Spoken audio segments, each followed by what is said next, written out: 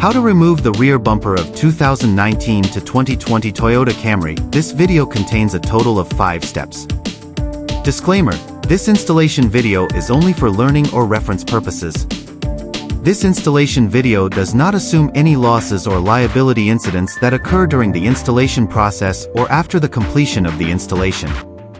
It is recommended that those without certain installation experience go to the maintenance workshop to maintain their own cars. Step 1. Dismantle 2 screws and at the same time dismantle the clip.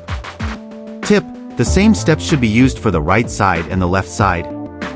Step 2. It should be noted that for the single exhaust pipe, 9 clips should be dismantled. For the double exhaust pipe, 8 clips should be dismantled. Step 3. As shown in the figure, release 6 locating claws. Tip: the same steps should be used for the right side and the left side. Step 4. As shown in the figure, separate 4 locating claws and 2 guides to dismantle the rear bumper assembly. If it has a Toyota parking assist sensor system, then disconnect the connector and dismantle the rear bumper assembly. Step 5. Install the lower cover of the rear bumper, Type A. Remove 12 locating claws and 2 clips.